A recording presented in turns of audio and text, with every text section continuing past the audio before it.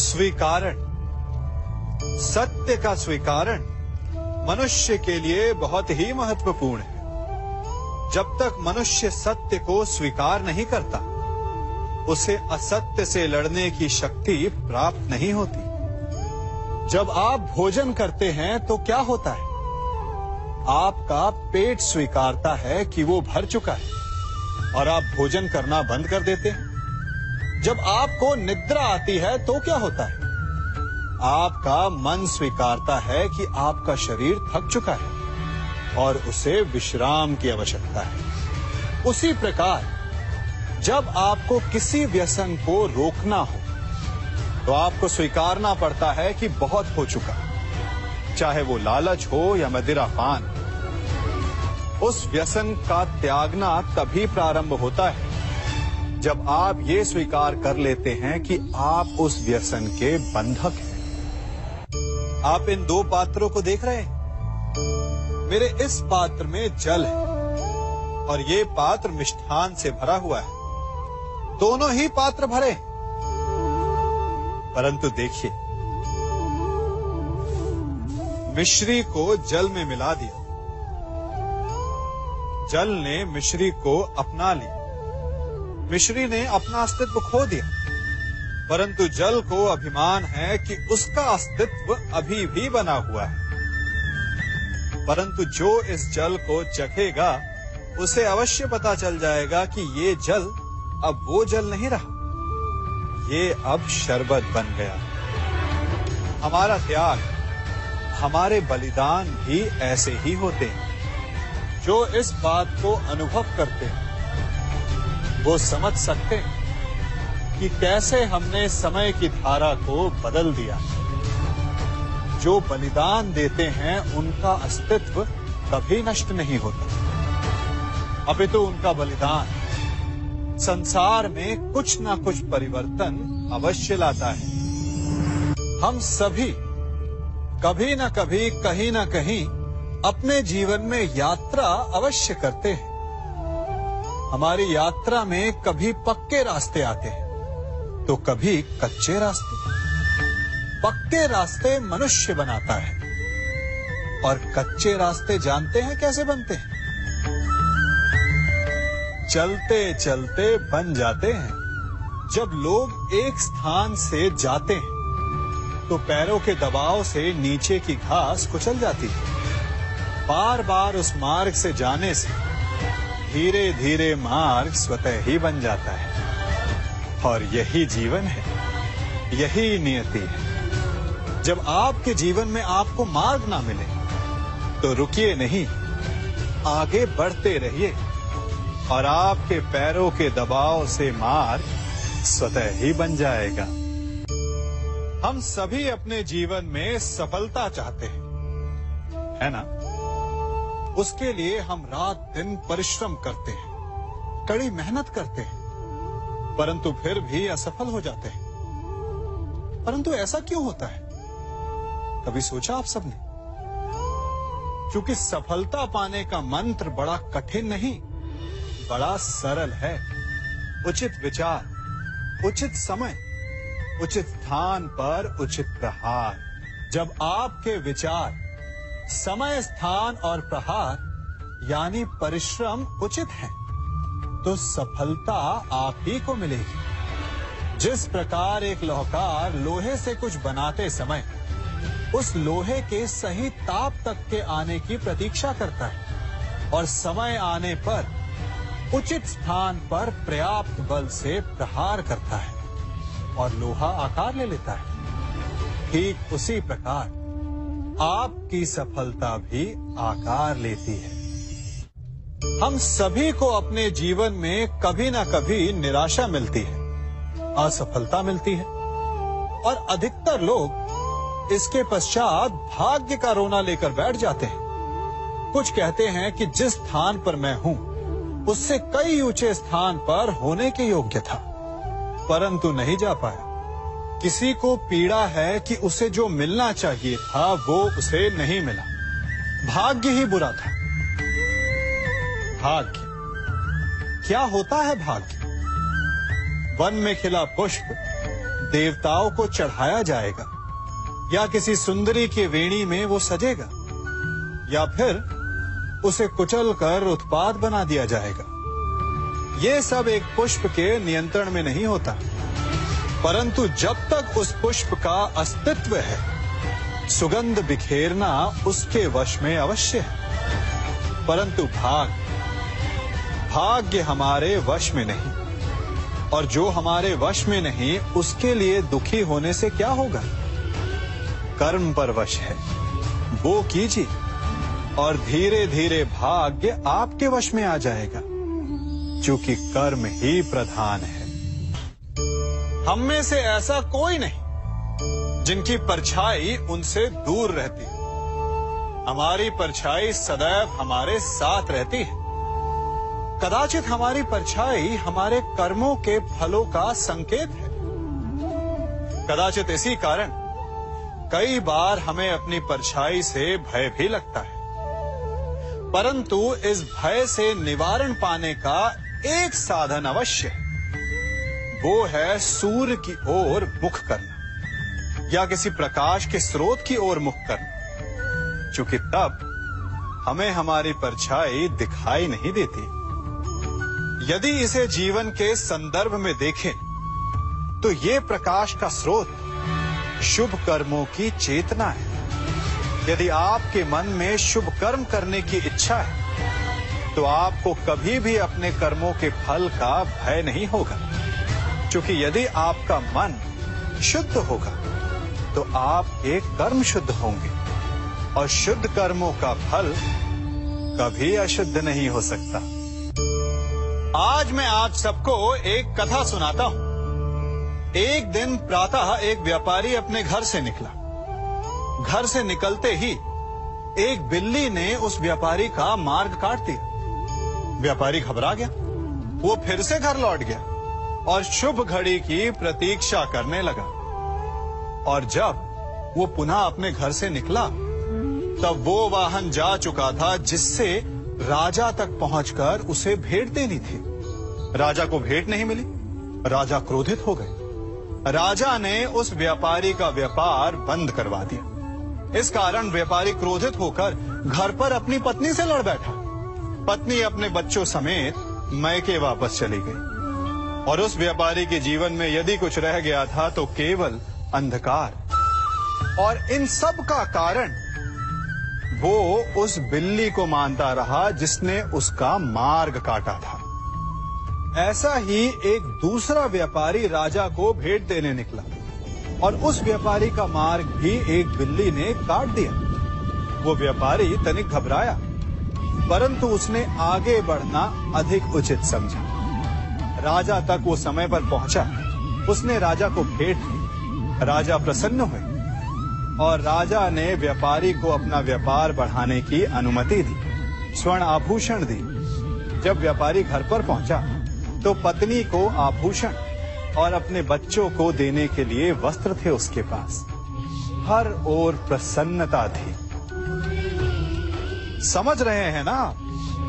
दोनों के साथ एक ही प्रकार की घटना हुई, परंतु दोनों की प्रतिक्रिया भिन्न थी।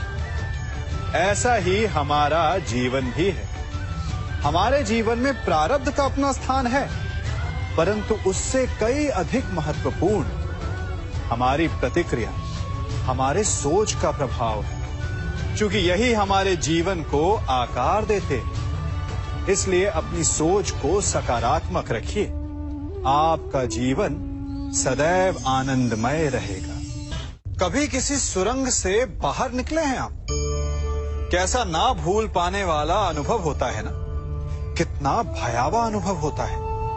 मानो हर पल ऐसा लग रहा होता है कि यदि इस सुरंग में बंद हो गए तो क्या होगा? कैसे निकलेंगे इस सुरंग से? सर्वत्र अंधकार होता है। परंतु यदि आप ध्यान से उस सुरंग के मुखाने पर देखें तो वहां सदा प्रकाश होता है, और उस प्रकाश तक वही पहुंच पाता है जो सुरंग की छोर तक पहुंच पाए। और ऐसा ही हमारा जीवन भी है। इसी प्रकार कई बार हम स्वयं को निराशा की सुरंग में पाते हैं।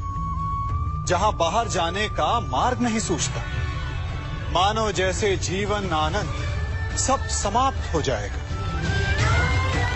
परंतु ऐसी परिस्थिति में ठीक उस सुरंग की भांति इस निराशा को समाप्त करने वाला आशा का प्रकाश उसे ही मिलता है जो निरंतर आगे बढ़ता रहे। यदि आपके जीवन में कभी भी निराशा आए, कोई भी समस्या आए, तो उसका समाधान है निरंतर प्रयत्न करते रहना।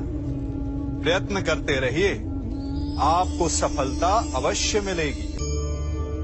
कभी आप ब्रह्म मुहूर्त में जगे? जगकर देखिए, संध्या होने के पश्चात जब रात्रि का अंधकार सारे संसार को धीरे धीरे अपने अंधकार में निगलने लगता है, तो यही अंधकार ब्रह्म मुहूर्त में भोर होने से ठीक पूर्व तनिक अधिक काला हो जाता है। कुछ समझे? हमारा जीवन भी कुछ ऐसा ही होता है।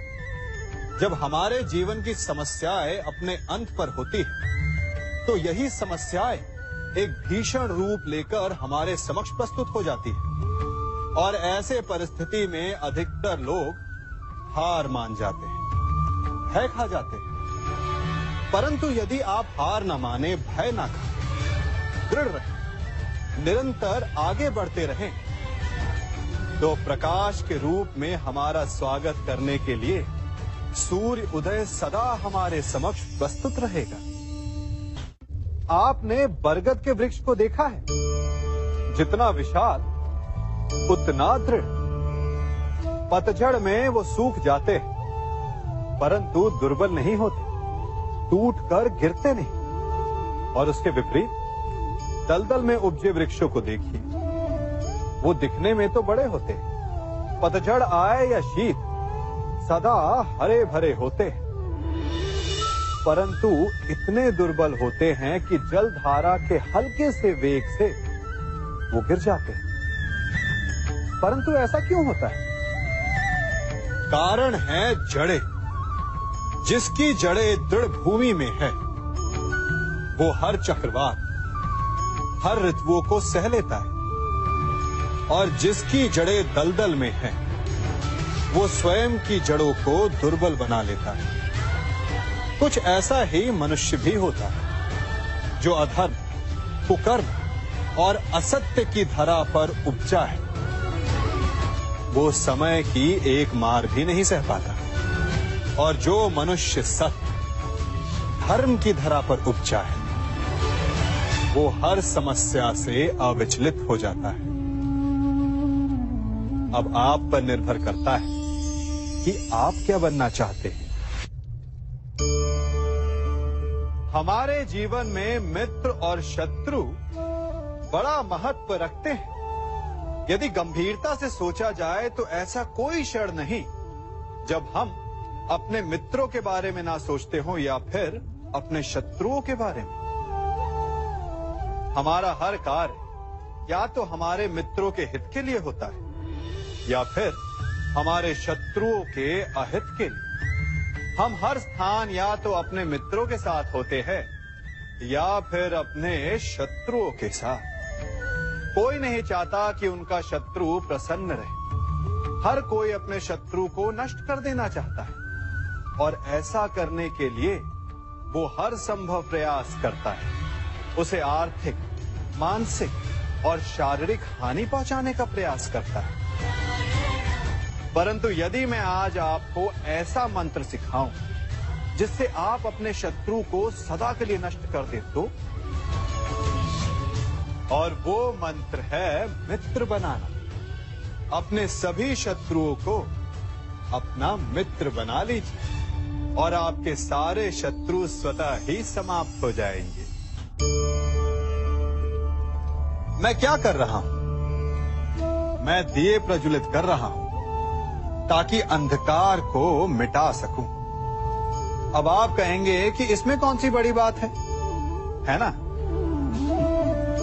परंतु इसमें महत्वपूर्ण बात समझने के लिए यह है कि मैं क्या नहीं कर रहा हूं, और मैं अंधकार नहीं कर रहा हूं। क्योंकि अंधकार को मिटाने के लिए प्रकाश का अस्त्र तो उठाना ही पड़ता है।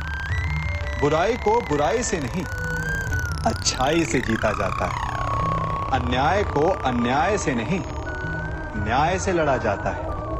क्रोध को क्रोध से नहीं, क्षमा का साथ लेना होता है। ठीक उसी प्रकार एक लोहा लोहे को काटता है, परंतु एक ठंडा लोहा ही गर्म लोहे को काट सकता है। इसलिए यदि आपको अपने जीवन में विजयी होना है तो अपने शस्त्रों को, अपने अस्त्रों को सोच समझ कर उठाइए, क्योंकि एक अनुचित सोच परिणाम पर भारी प्रभाव डाल सकती है।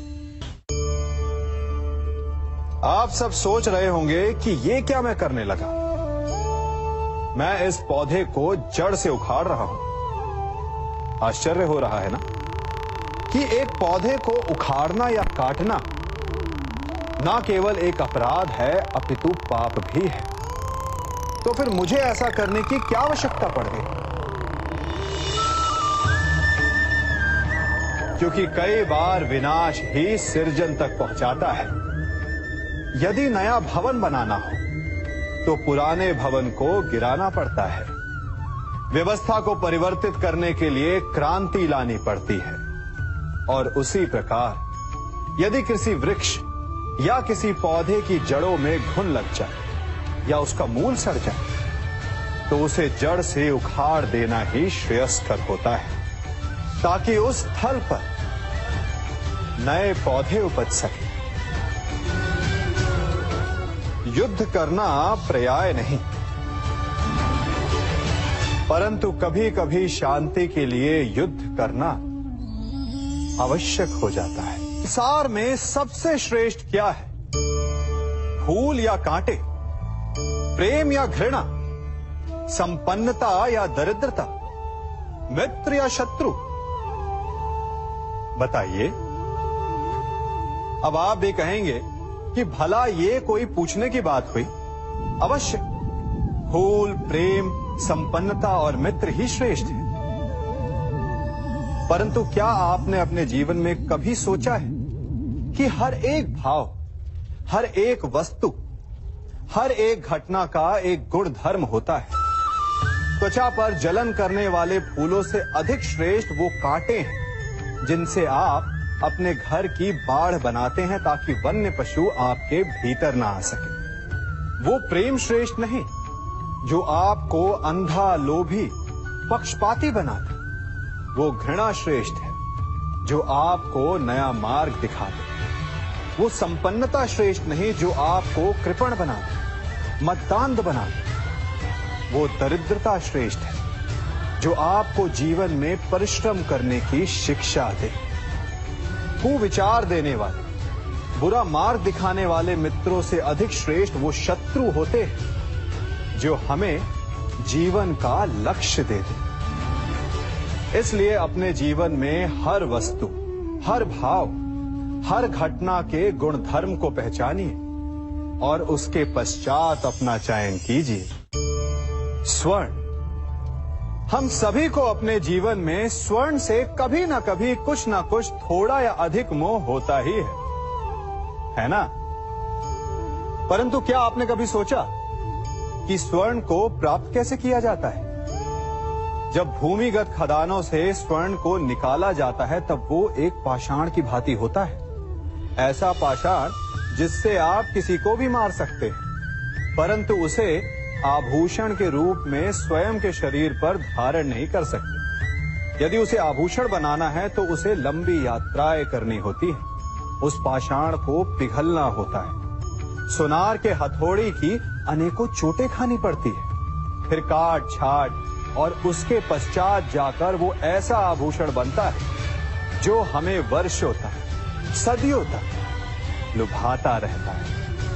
इसलिए यदि आपको समय पर विजय पानी है तो स्वयं के निर्माण पर समय देना होगा। हम सभी सुनते आए हैं कि जो वीर होता है, साहसी होता है, शौर्यवान होता है, उसके समक्ष सारा संसार झुकता है। वीर भोग्य वसुंधर। परंतु वीरता है क्या? शौर्य क्या है? साहस क्या है? साहस युद्ध नहीं, वीरता विजय नहीं, शौर्य कभी ना गिरना नहीं। साहस किसी चुनौती के समक्ष खड़े होने का भाव है, तो वीरता उस चुनौती को उत्तर देने के लिए पूर्ण परिश्रम लगा देना है। और शौर्य का अर्थ है गिरकर फिर से उठने का साहस रखना, बार बार प्रहार करके वीरता दिखाना, निरंतर प्रयास करते रहना, निरंतर परिश्रम करते रहना। इसलिए विजयी होने से अधिक महत्वपूर्ण है शौर्यवान होना, क्योंकि जो शौर्यवान है उसे विजय मिलना निश्चित है। हम सभी बचपन से ये सुनते आए हैं कि अच्छे मित्र हमारे जीवन को पूर्णतः परिवर्तित कर सकते हैं, है ना? अच्छे मित्र, परंतु कौन? जिनसे आप प्रश्न पूछें और वो मित्र बिना किसी पक्षपात के, भय रहित होकर, बिना किसी लालच के आपको उचित उत्तर दें। परंतु सबके समक्ष ये समस्या आ जाती है कि आज के समय में ऐसे मित्र मिलना दुर्लभ है, वो तो होते ही नहीं। परंतु मैं आपको एक बात बताता हूं, हम सब के पास एक ऐसा मित्र होता है, बस हम उसे पहचान ही नहीं पाते। वो है दर्पण। दर्पण के समक्ष खड़े होकर आप स्वयं से पूछिए कि यदि आज आपका अंतिम दिन होता तो क्या आप वही करते जो आप कर रहे थे? आपको उत्तर मिले या ना मिले, परंतु आपकी दिशा अवश्य बदलेगी। इसलिए आपसे अतिरिक्त आपका सबसे घनिष्ठ मित्र, सबसे अच्छा मित्र और कोई नहीं। हम सभी अपने जीवन में कोई ना कोई कार्य करते हैं। कार्य करते हैं तो थकान की अनुभूति होती है, और यदि थकान ना उतरे तो कार्य करने का मन नहीं करता। हम आशा करते हैं कि कदाचित एक दिन में 24 के स्थान पर 26 घंटे होते तो आराम करने के लिए हमें और अधिक समय मिल जाता। हमें ऐसा अनुभव होता है कि हम बहुत अधिक कार्य कर रहे हैं, है ना? परंतु क्या आपने कभी सोचा है कि जो लोग संसार में सफल हैं, उनके पास भी सफल होने के लिए दिन में केवल 24 घंटे थे, तो फिर वो सफल क्यों है? इसका एक छोटा सा रहस्य है। वो कार्य चुनते हैं जो उन्हें प्रिय है, जिसे करने में उन्हें आनंद आता है। उन्हें लगता ही नहीं कि वो कार्य कर रहे हैं, उन्हें लगता है कि वो प्रतिपल आनंद मना रहे। और जब आप आनंद मनाते हो तो थकान कैसी? इसलिए यदि आप जीवन में कोई भी कार्य करें तो वो आपके मन को भाना चाहिए, या जो कार्य आप कर रहे हैं उसे अपने मन को भा देने दो। सफलता आपको मिलेगी। हमारा शरीर प्रकृति का एक महान आविष्कार है। इससे जटिल संरचना संसार में और कोई नहीं।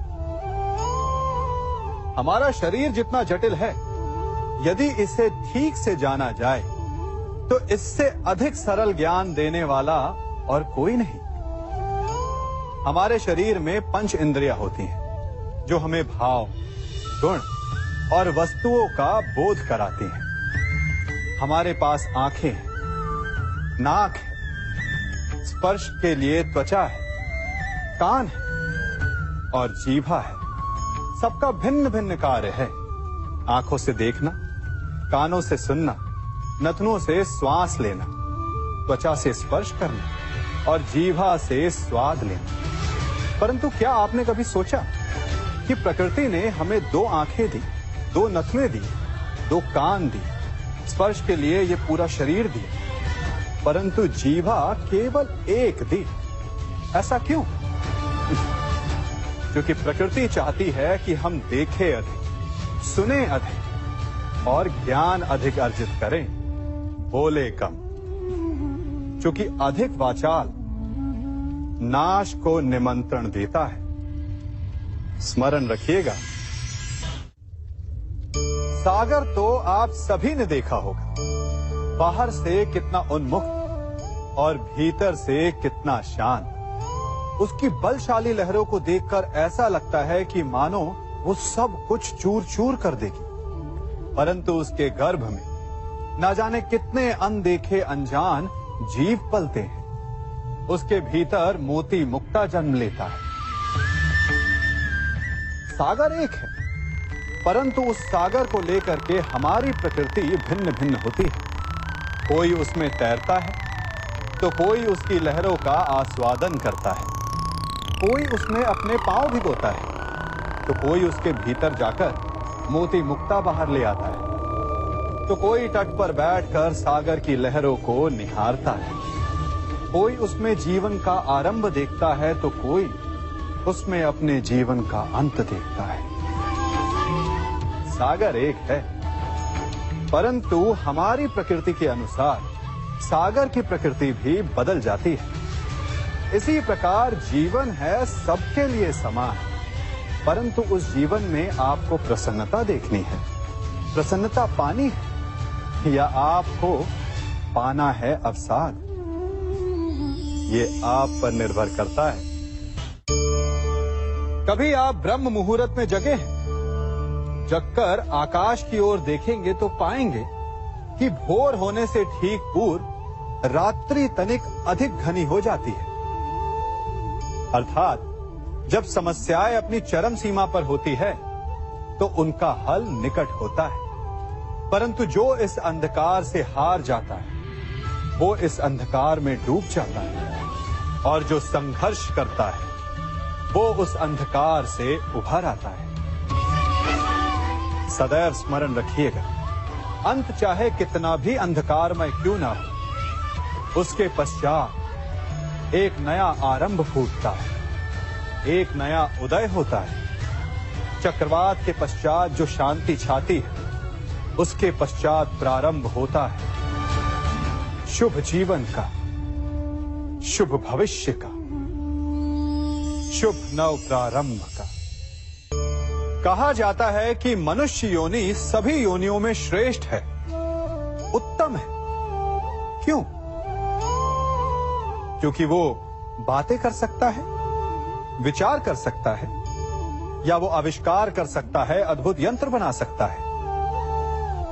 नहीं, क्योंकि मनुष्य के भीतर करुणा, चेतना और सद्भाव वास करते हैं। सामान्यतः हर प्राणी योनियों की 4 उद्देश्य होते हैं: सोना, अपनी भूख मिटाना, अपना क्षेत्र बनाना और संतान की उत्पत्ति करना। किंतु मनुष्य